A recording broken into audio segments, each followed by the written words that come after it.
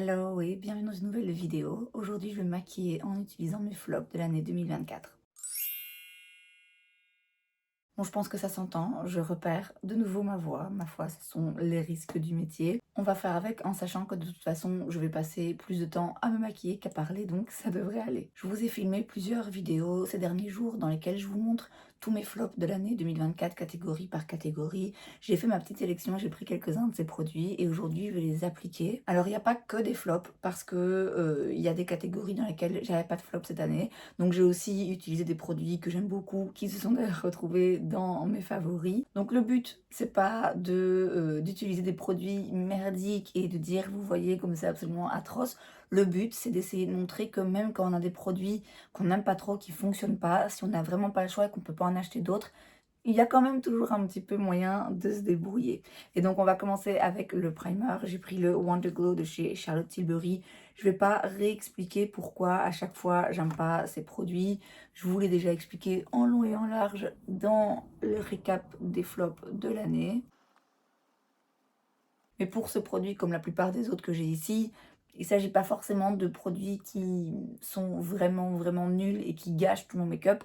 C'est des produits qui globalement m'ont déçu et c'est le cas de ce primer parce que le glow, moi je le cherche. À part voir plein de petites paillettes, c'est pas particulièrement glowy. Pour le fond de teint, on entre là dans une catégorie dans laquelle j'avais pas de flop. J'avais un flop en fond de teint, mais c'était un fond de teint poudre et non, j'ai vraiment pas envie de mettre un fond de teint poudre, surtout qu'en plus après j'ai des produits crémeux à appliquer. Donc j'ai été prendre un produit que j'ai beaucoup aimé et je vous dis comme ça on donne une chance aussi aux autres produits de fonctionner et d'avoir un résultat qui est assez joli. Et je vais donc appliquer le fond de teint stick de chez Dior que j'aime beaucoup, hein, ça se voit, j'en ai déjà pas mal utilisé.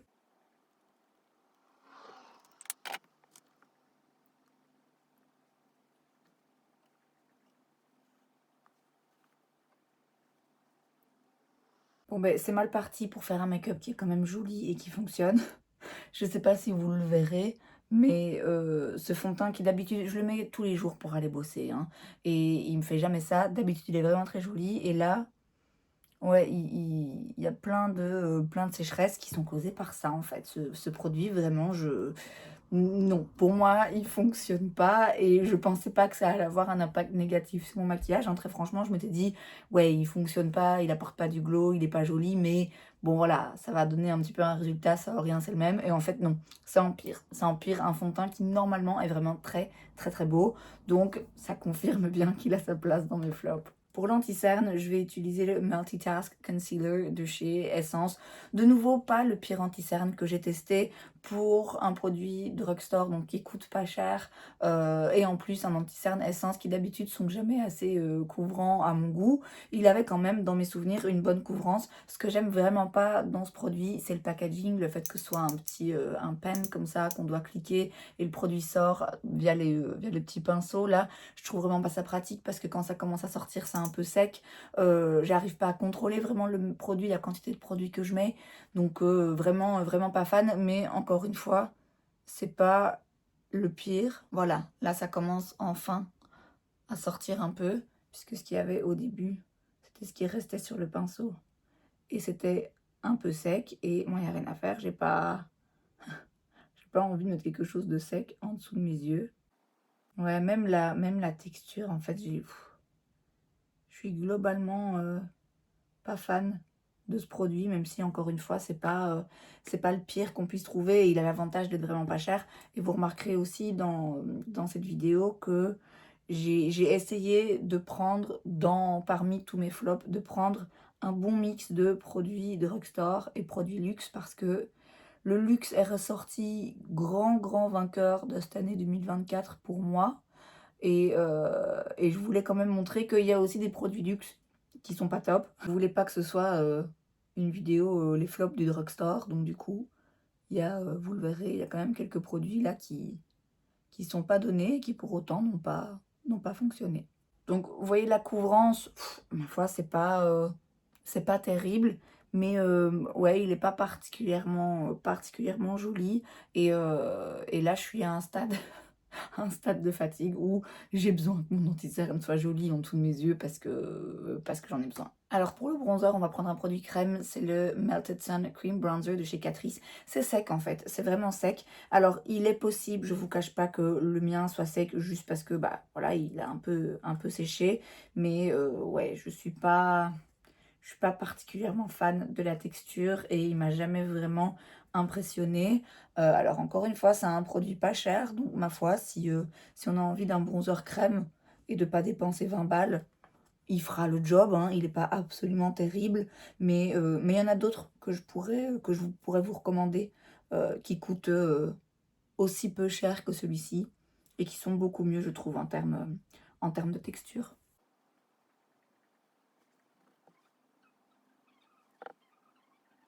Vous voyez mon teint est réchauffé. Ok, il a fonctionné. Maintenant, je trouve pas qu'il s'estompe particulièrement bien. Je suis pas fan de la texture. Donc voilà, ça reste un flop. Mais voilà, c'est aussi parce que j'en ai un tiroir rempli. Donc je pense qu'il en faut un petit peu plus pour m'impressionner, tout simplement. Un flop cette fois-ci qui a coûté un petit peu plus d'argent, bien que ce soit pas encore le blush le plus cher du monde. C'est un blush de chez Nude Sticks. C'est le Nudies Matte Plus Glow Core que j'ai dans la teinte Pink Ice. Alors, je sais pas si c'est peut-être juste la teinte qui est trop foncée. Quand on la voit comme ça, je me dis, ok, un petit rose, sympa. C'est donc leur blush en stick, mais dans celui-ci, il y a un petit rond au milieu qui se voit plus maintenant parce que le tout est mélangé. Il y a un petit rond un petit peu lumineux. Donc, c'est la formulation de base, elle est mate. Et à l'intérieur, il y a un petit rond de produit lumineux qui vient rajouter un petit peu de glow et qui fait que tout se mélange. Et quand je le vois comme ça, je me dis que ça va.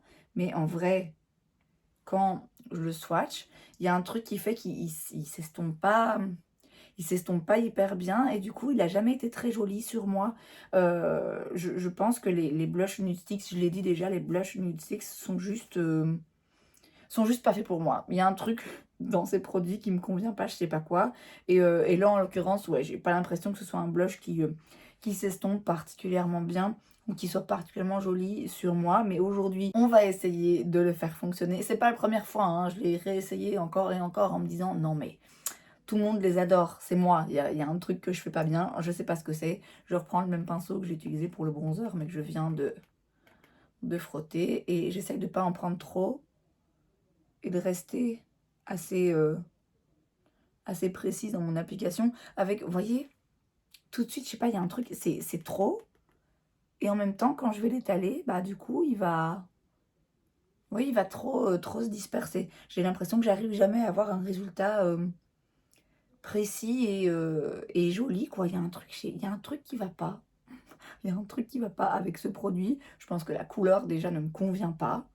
Et dans la formulation, j'arrive pas à être précise. Donc je vais reprendre mon pinceau fond de teint et estomper avec celui-là, parce que si j'estompe avec le pinceau que je viens d'utiliser, je vais juste me retrouver avec du rose de partout. Et voilà, j'ai essayé, vous avez vu, franchement, j'essaye, j'ai l'impression d'y mettre de la bonne volonté. J'ai déjà essayé avec plein de pinceaux, plein de trucs en dessous, au-dessus.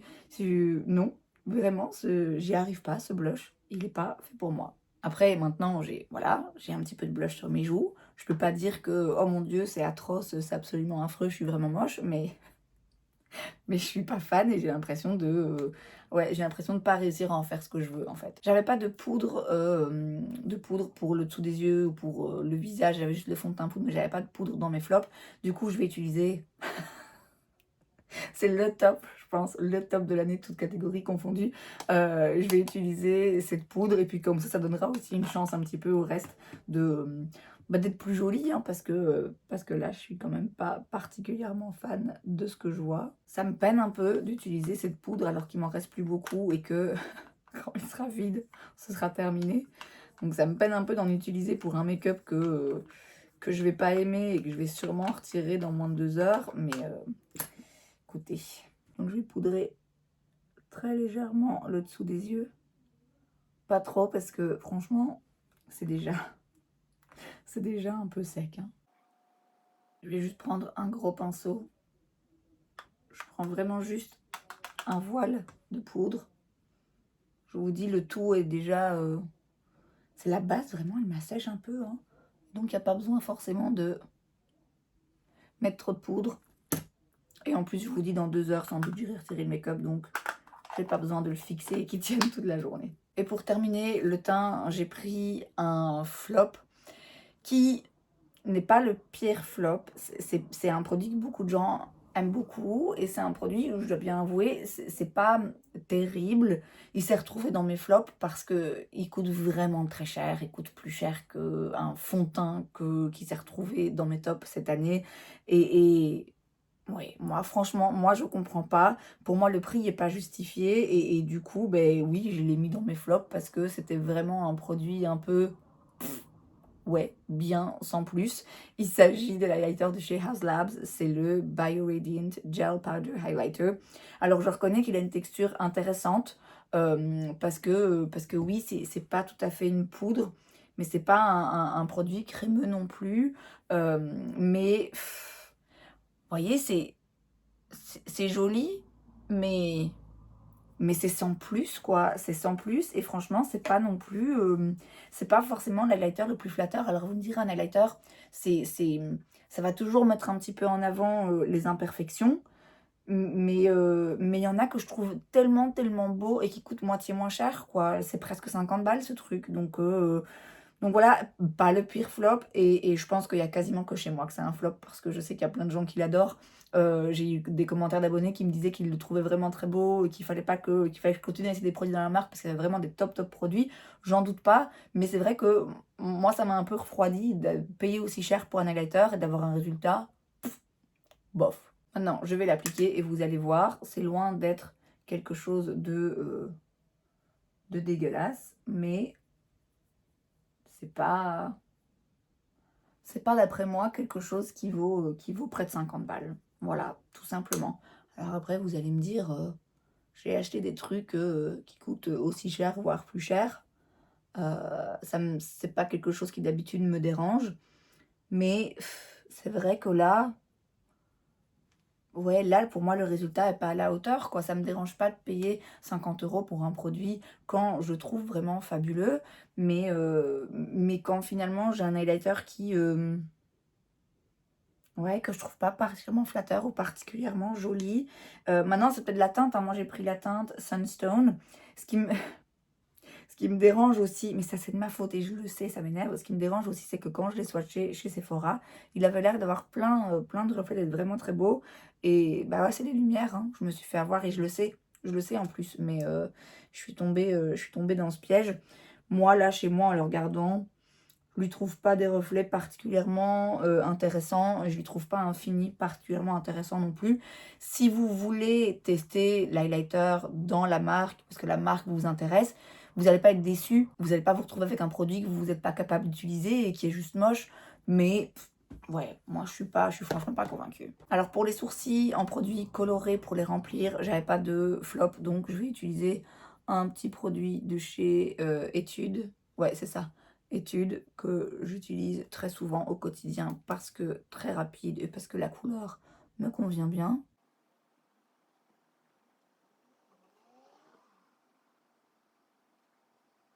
Pour le gel à sourcils, par contre, j'ai un flop, c'est le Fix It Like a Boss de chez Essence.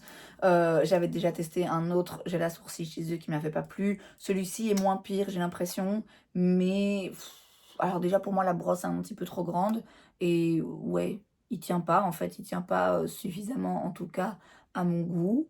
Alors, si vous voulez un petit gel à sourcils pas cher, ouais, vous pouvez toujours y aller, ça coûte 3-4 balles, mais moi je veux un gel à sourcils qui fonctionne, en fait. Et en l'occurrence, j'ai déjà testé des gels à sourcils, notamment un de chez Catrice, qui a le même genre de prix, qui est aussi vraiment, vraiment pas cher, et qui fonctionne très, très bien.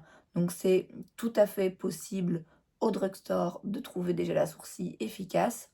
Pour moi, celui-ci, il l'est pas suffisamment. Alors là, il a fait le taf, il a bien coiffé mes sourcils, mais je sais que ça va pas tenir, quoi. C'est pas suffisamment puissant. Pour les yeux, j'ai pris un flop qui m'a déçu, qui m'a surpris. De nouveau, c'est pas un produit qui va absolument pas fonctionner, c'est juste que je m'attendais à plus. C'est le Super Hyped Liquid Pigment de chez Moira. Alors, si vous voulez acheter ce produit parce que la couleur vous plaît, que les paillettes vous plaisent et que c'est pas cher, vous n'allez pas vous retrouver avec un truc qui est moche et qui fonctionne pas, encore une fois. Mais pour avoir testé d'autres produits de chez Moira, pour moi, là, on n'est pas au niveau. Et j'ai d'autres produits assez similaires. J'en ai un dans une autre formulation, je vais vous le montrer d'ailleurs. Dans leur Diamond Days Liquid Shadow, j'en ai un qui ressemble très fort hein, en termes de couleur et de reflets. Donc, pour comparaison, là, on a donc le produit qui s'est retrouvé dans mes flops. C'est donc le Super Hyped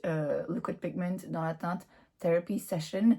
Et ici, on a le Diamond Days Liquid Shadow dans la teinte Bel Air. Alors vous allez me dire, ils sont quasiment similaires. Effectivement, ils sont assez proches. Pourquoi est-ce que celui-ci s'est pas retrouvé dans mes flops? Parce que je préfère la formulation de celui-ci. C'est pas le plus dingue. J'ai plusieurs teintes de ce produit en particulier que j'aime beaucoup. Mais ici, en fait, ce côté, il n'est pas assez opaque à mon goût. Ce côté ne l'est pas beaucoup plus. Mais par contre, dans ce côté-là, je ne sais pas si vous verrez la différence, il y a un petit peu plus de petites paillettes. Et moi, c'est ce que j'aime. Si j'ai un produit qui n'est pas hyper opaque, j'aime bien alors qu'il y a un peu plus de petites de micro-paillettes.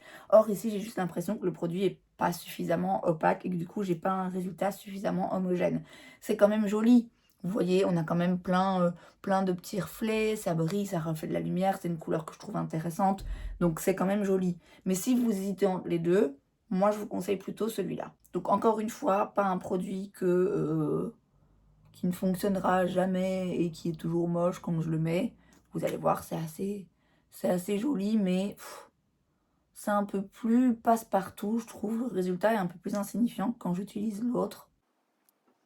Alors peut-être que si j'avais pas l'autre formulation, j'aurais trouvé ça très bien.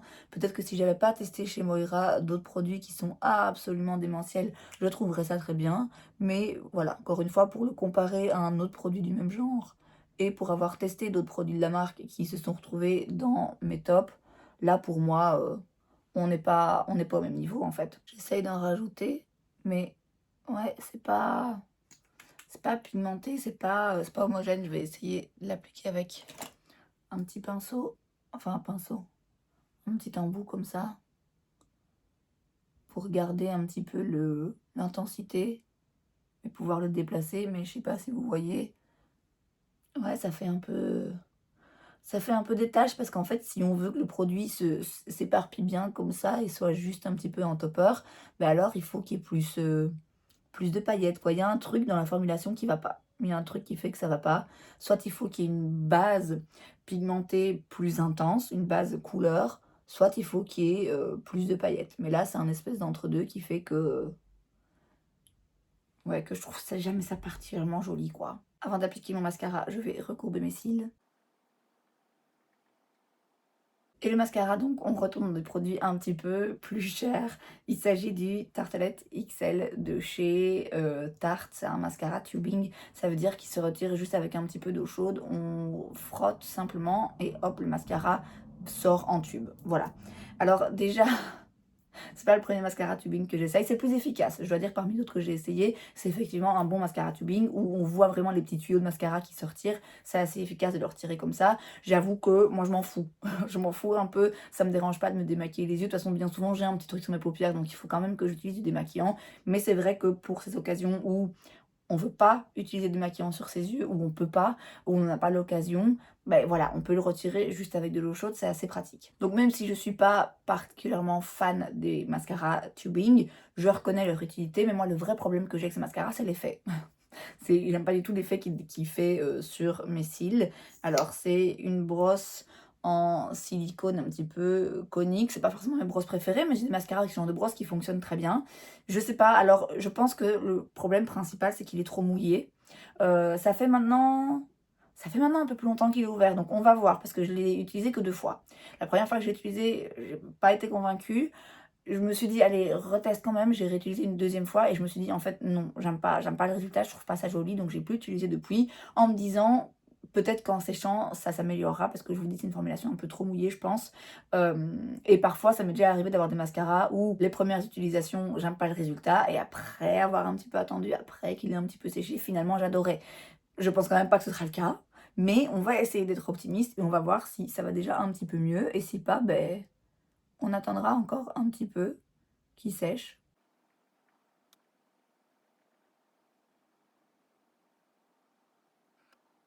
Bon, j'ai l'impression que ça va déjà mieux.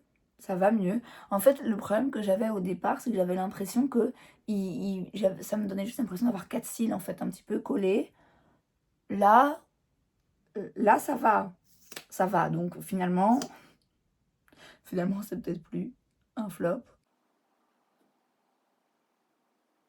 En fait, j'ai l'impression que si je fais juste comme ça va encore. Mais dès que je veux essayer d'aller un petit peu de mettre bien à la base,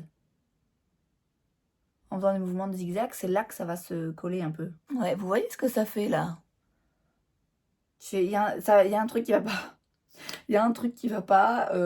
Alors parfois c'est juste mes cils aussi hein, qui coopèrent pas et qui ont pas envie. Mais j'ai quand même vraiment l'impression qu'il y a un truc qui va pas avec ce mascara. Je vais essayer de séparer un peu. C'est franchement moins terrible que les premières fois ou les 2 premières fois où je l'ai utilisé. Mais vous voyez, c'est de nouveau pas forcément mon préféré. Et en fait, encore une fois, par rapport au prix, quand je sais que je peux trouver des mascaras à 3 balles chez Essence qui sont incroyables, bah ouais, ça m'emmerde de dépenser 30 balles, je pense, hein, 30 € pour un mascara où je dois attendre un mois et demi qu'il est séché pour pouvoir avoir un résultat qui me convienne. Et encore, ce résultat n'est pas mon préféré, même si là c'est joli, mais ouais, ça reste, bon, peut-être pas le pire flop de l'année, mais ça reste vraiment un mascara qui vaut pas le coup. On passe aux lèvres et j'ai un crayon de chez Essence, c'est le Soft and Precise Lip Pencil dans la teinte 202 My Mind. Alors déjà, la teinte, pas fan, je vais le tailler par contre. Je me sens toujours un petit peu bête quand je dis que j'aime pas la teinte d'un produit parce que, a priori, c'est moi qui l'ai acheté. Hein. C'est moi qui l'ai choisi, je l'ai mal choisi, ça peut arriver, ok. Je pense que j'avais voulu prendre un rose pour changer un petit peu des nudes plutôt beige ou brun, mais ouais, je suis pas fan finalement de la couleur. Et puis surtout, j'ai l'impression il est sec quoi. Faut vraiment y aller. Alors c'est un crayon en bois, ils ont toujours tendance à être un petit peu plus secs. J'ai des crayons un peu plus secs que j'aime beaucoup, notamment ceux de chez MAC que je trouve incroyables. Et en plus, ça a l'avantage de tenir un petit peu plus longtemps. Mais là, c'est juste pas agréable quoi. J'ai l'impression de devoir me torturer les lèvres pour avoir un résultat qui, en plus, pas forcément à mon goût, mais on va quand même voir aujourd'hui si on arrive à le faire fonctionner un minimum.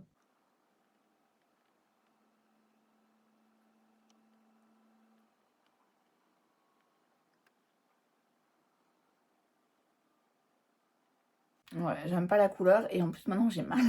Franchement, j'ai mal. Donc ouais, toujours pas un top d'après moi, toujours pas un crayon que je vous recommande, surtout en sachant que les crayons cicatrices, c'est mes préférés, j'arrête pas de les utiliser et ils sont au même prix. Hein. Donc il y a vraiment moyen, hein, il y a moyen de trouver des crayons au drugstore qui sont pas chers et qui sont très bien. Celui-ci, non, je passe mon tour. Et enfin, dernier produit pour les lèvres et dernier produit de cette vidéo. Un flop qui m'a vraiment déçu parce qu'en fait, je comprends pas comment on peut se louper sur ce genre de produit de nos jours, surtout pour cette marque que j'affectionne particulièrement. C'est le gloss Faux Filler de chez Huda Beauty que moi j'ai dans la teinte Bombshell. Ils ont sorti d'autres teintes qui me donnent tellement envie, mais pour moi, ce gloss, il fonctionne pas. Alors, ça me déçoit d'une part, je l'ai dit déjà hein, dans ma vidéo. Aujourd'hui, faire un gloss juste qui fonctionne, juste qui est bien, je veux dire, même le drugstore à 2 balles peut le faire. Vous voyez, donc de la part de ce genre de marque qui connaît vraiment, ils savent ce qu'ils font, ils sortent vraiment des bons produits.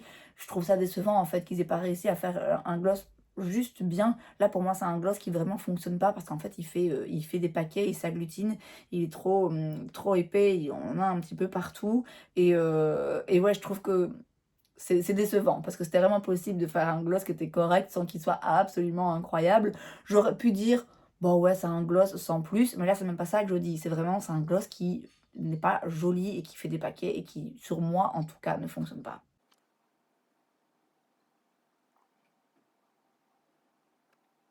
Donc là, comme ça, en première application, c'est très joli, c'est très agréable. C'est un petit peu plus épais, il y a beaucoup de produits qui sortent, donc il faut faire attention à ne pas en mettre de trop. Mais pas de problème, c'est joli, j'aime bien la couleur, c'est agréable, c'est bien glossy, c'est pas collant. Mais en fait, dans quelques minutes, il va commencer à faire des fils et il va commencer... Là, ça commence déjà. Vous voyez?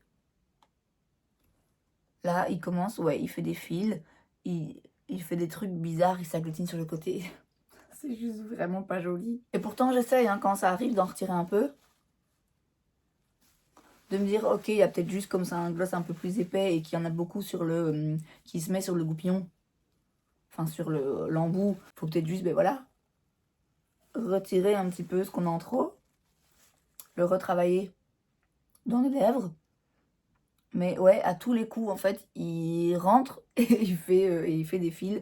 Et ouais, malheureusement, bah, ça en fait pour moi, ça en fait un flop. Et ça me déçoit d'autant plus que c'est vraiment une marque que j'aime vraiment, vraiment beaucoup. Donc voilà, j'aurais aimé que ce soit un top, j'aurais aimé pouvoir racheter une des nouvelles couleurs parce que je les trouve très jolies, mais sur moi il est pas joli. Et voilà donc le résultat d'une full face avec uniquement des produits flop pour l'année 2024, des flops en tout cas pour moi.